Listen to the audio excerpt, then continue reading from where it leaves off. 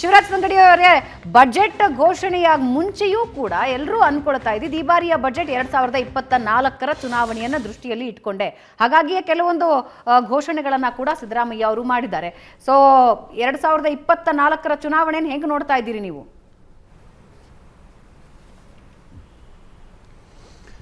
Madam, ನಿಶ್ಚಿತವಾಗಲೂ ನಾನು ಹೇಳ್ತಾ ಇರೋದು, ನಮ್ಮ ವಿರೋಧಿಗಳು ಚುನಾವಣೆ ಬಜೆಟ್ ಅನ್ಬೋದು, ಆದರೆ ನಾವು ಚುನಾವಣೆ ಬಜೆಟ್ ಅನ್ನೋದಕ್ಕಿಂತ ಇದು ಬಡವರ ಬಜೆಟ್ಟು, ಸಾಮಾನ್ಯ ಜನರ ಬಜೆಟ್ಟು, ಅದರ ಜೊತೆಗೆ ಆರ್ಥಿಕ ಶಿಸ್ತಿನ ಬಜೆಟ್. ಓಕೆ.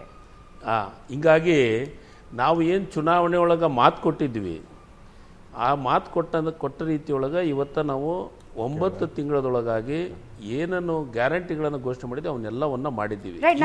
ಹಿರಿಯ ಪತ್ರಕರ್ತ ರವೀಂದ್ರ ರೇಷ್ಮೆ ಅವರು ಇದ್ದಾರೆ ಸರ್, ಅವರು ಒಂದು ಕ್ವೆಶ್ಚನ್ ಕೇಳ್ತಾರೆ.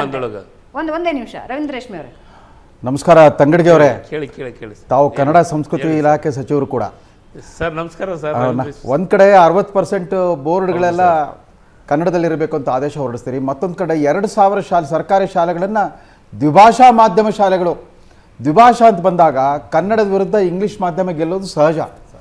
ಕನ್ನಡ ಮಾಧ್ಯಮ ಶಾಲೆಗಳನ್ನು ವ್ಯವಸ್ಥಿತವಾಗಿ ರಿಪ್ಲೇಸ್ ಮಾಡ್ತಾ ಹೋಗ್ತಾ ಇದ್ದೀರಾ. ಇಂಗ್ಲೀಷ್ ಮಾಧ್ಯಮ ಪಬ್ಲಿಕ್ ಸ್ಕೂಲು, ಅದಕ್ಕೆ ಪಬ್ಲಿಕ್ ಸ್ಕೂಲ್ ಅಂತ ಕರೀತೀರಿ ಇಂಗ್ಲೀಷ್ ಮಾಧ್ಯಮ ಶಾಲೆಗಳಿಗೆ. ಇಲ್ಲಿ ವೈರುಧ್ಯ ಅಂತ ನಿಮ್ಗೆ ಅನಿಸ್ತಾ ಇಲ್ಲ? ಆಮೇಲೆ ನೀವು ಹಿಂದಿನ ಅವಧಿಯಲ್ಲಿದ್ದಾಗ ನಾನು ಕಾರಟಗಿಗೆ ಬಂದಿದ್ದೆ, ಒಂದು ಸಮಾರಂಭದಲ್ಲಿ ಒಂದೇ ವೇದಿಕೆ ನೀವು ಹೇಳಿದ್ರಿ ಕಾರಟಗಿನ ನಾನು ರೈಸ್ ಪಾರ್ಕ್ ಅಂತ ಮಾಡ್ತಾನೆ ಅಂತ ಹೇಳಿದ್ರಿ. ಅದು ಮುಂದೆ ಅದು ಪ್ರಗತಿ ಆಯಿತು. ಆಮೇಲೆ ಜಿಲ್ಲಾವಾರು ಅವಿಭಜಿತ ರಾಯಚೂರು ಜಿಲ್ಲೆ 2 ಘಟಕಗಳಿದಾವಲ್ಲ, ಕೊಪ್ಪಳ ಜಿಲ್ಲೆ ಮತ್ತು ರಾಯಚೂರು ಜಿಲ್ಲೆ. ಈ ಜಿಲ್ಲೆಗಳಿಗೆ ಸಂಬಂಧಪಟ್ಟಂತೆ ಯಾವುದೇ ವಿಶೇಷವಾದ ಇನ್ಫ್ರಾಸ್ಟ್ರಕ್ಚರ್ ಪ್ರಾಜೆಕ್ಟ್ ಆಗಲಿ ಕಾರ್ಯಕ್ರಮ ಯಾವುದೂ ಘೋಷಣೆ ಮಾಡಿಲ್ಲ. ಆ ಜಿಲ್ಲಾ ಸಚಿವರಾಗ್ಬಿಟ್ಟು ತಮಗೆ ಅದ್ರ ಬಗ್ಗೆ ಖೇದ ಅನಿಸಲ್ಲ, ಒಂದು ಕೊರತೆ ಅಂತ ಅನಿಸ್ತಾ ಇಲ್ವಾ ನಿಮಗೆ? ಸರ್, ಈಗ ನಾವು ಏನೇನು ಕೇಳಿದ್ದೀವಿ ಅವನ್ನೆಲ್ಲವನ್ನು ಘೋಷಣೆ ಮಾಡ್ಕೊಂಡಿದ್ದೀವಿ. ಉದಾಹರಣೆ ನೀವು ಹೇಳಿದ್ರಿ ರೈಸ್ ಟೆಕ್ನಾಲಜಿ ಪಾರ್ಕು.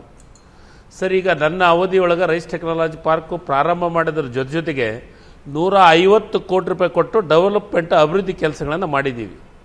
150 ಕೋಟಿ.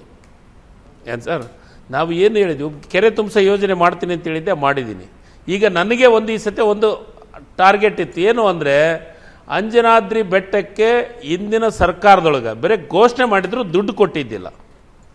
ಈ ಸತಿ ನಾನು ಜಿಲ್ಲಾ ಮಂತ್ರಿಯಾಗಿ 100 ಕೋಟಿ ದುಡ್ಡು ಅನೌನ್ಸ್ ಮಾಡಿಸಿದ್ವಿ. ಆ ದುಡ್ಡನ್ನು 1 ವರ್ಷದೊಳಗೆ ಖರ್ಚು ಮಾಡಿ ಅಭಿವೃದ್ಧಿ ಮಾಡಿ ತೋರಿಸ್ತೀನಿ. Right sir. ಅಂದರೆ ಅಯೋಧ್ಯೆ ರಾಮ ಮಂದಿರಕ್ಕೆ ಪರ್ಯಾಯವಾಗಿ ನೀವು ಅಂಜನಾದ್ರಿ ಬೆಟ್ಟ ನಿರ್ಮಾಣ ಸುಧಾರಣೆ ಮಾಡ್ತಾ ಇದ್ದೀರಾ, ಹಿಂದುತ್ವವನ್ನು ಒಪ್ಕೊಂಡ್ಬಿಟ್ಟಿದ್ದೀರಿ.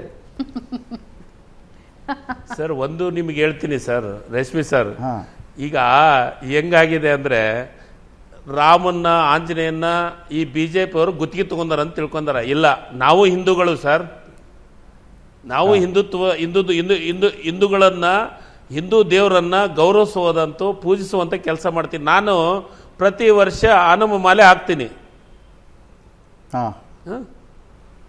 ಹನುಮಾಲೆ ಹಾಕ್ತೀನಿ. ಯಾಕಂದರೆ ನಾನು ಅಯೋಧ್ಯೆನೂ ಗೌರವಿಸ್ತೀನಿ, ಅದ್ರ ಜೊತೆಗೆ ಅಂಜನಾದ್ರಿನೂ ಗೌರವಿಸ್ತೀನಿ. ನನ್ನ ಜಿಲ್ಲೆಯೊಳಗೆ ಇರೋದ್ರಿಂದ ಅಂಜನಾದ್ರಿನ ಅಭಿವೃದ್ಧಿ ಮಾಡಿ ತೋರಿಸ್ತೀನಿ. ನೀವು ಕಿಷ್ಕಿಂದೆಗೆ ಆನೆಗುಂದಿ ಅನ್ನೋ ಹೆಸರಿದೆ, ಆನೆಗುಂದಿ ಅನ್ನೋ ಹೆಸರಿಗೆ ಎಲ್ಲೂ ಪ್ರಚಾರ ಸಿಗ್ತಾ ಇಲ್ಲ. ನೀವು ಗಂಗಾವತಿಯನ್ನು ಯಾಕೆ ಅಂತಾರಾಷ್ಟ್ರೀಯ ಪ್ರವಾಸೋದ್ಯಮ ಕೇಂದ್ರವಾಗಿ ಮಾಡಬಾರ್ದು? ಅದು ಹಂಪೆ, ಆನೆಗುಂದಿ, ಕನಕಗಿರಿ ಅವೆಲ್ಲ ಸ್ಥಳಕ್ಕೆ ಕೇಂದ್ರ ಸ್ಥಾನದಲ್ಲಿದೆ, ವಾಣಿಜ್ಯೋದ್ಯಮ ನಗರ ಆಗಿದೆ. ತಾವ್ಯಾಕೆ ಆ ರೀತಿ ಆಲೋಚನೆ ಮಾಡ್ತಾ ಇಲ್ಲ? ನಿಮ್ಮ ಕ್ಷೇತ್ರವೂ ಸೇರಿದಂತೆ ಗಂಗಾವತಿ ಒಂಥರ ಕೊಪ್ಪಳ ಜಿಲ್ಲೆಯಲ್ಲಿ ಅತ್ಯಂತ ಆಕರ್ಷಕವಾಗಿರೋ ಊರು. ಎಸ್, ನಿಜವಾಗಲೂ ರೇಷ್ಮಿ ಸರ್, ನಮ್ಮ ಊರಿನ ಬಗ್ಗೆ, ನಮ್ಮ ಜಿಲ್ಲೆದ ಬಗ್ಗೆ ನನಗಿಂತ ಚೆನ್ನಾಗಿ ನಿಮಗೆ ಗೊತ್ತಿದೆ. ನಾನು ಈ ಪ್ರವಾಸೋದ್ಯಮ ಮಾಡಬೇಕಂತಲೇ ಕನಕಗಿರಿ ಮತ್ತು ಆನೆಗುಂದಿ ಉತ್ಸವವನ್ನು ಮಾಡ್ತಾ ಇದ್ದೀವಿ. ಮತ್ತು ಅದರ ಜೊತೆಗೆ ರೈಸ್ ಬೆಳೆಯುವಂಥ ನಮ್ಮ ನಾಡು, ಭತ್ತದ ನಾಡು, ಅಲ್ಲಿ ಇಂಡಸ್ಟ್ರಿ ಬಗ್ಗೆನೂ ಹೆಚ್ಚು ಗಮನ ಹರಿಸಲಿಕ್ಕೆ ಮುಖ್ಯಮಂತ್ರಿಗಳ ಗಮನಕ್ಕೆ ತರುವಂತ ಕೆಲಸವನ್ನು ಮಾಡ್ತಾ ಇದ್ದೀನಿ ನಾನು ಅಂತ.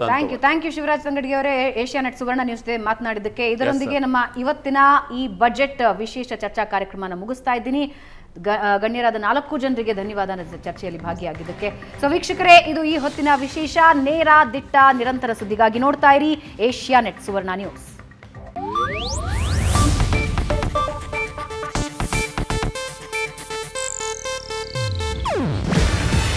ಇದು ಏಷ್ಯಾನೆಟ್ ನ್ಯೂಸ್ ನೆಟ್ವರ್ಕ್ ಪ್ರಸ್ತುತಿ. ನೀವು ನೋಡ್ತಿದ್ದೀರಾ ಏಷ್ಯಾನೆಟ್ ಸುವರ್ಣ ನ್ಯೂಸ್.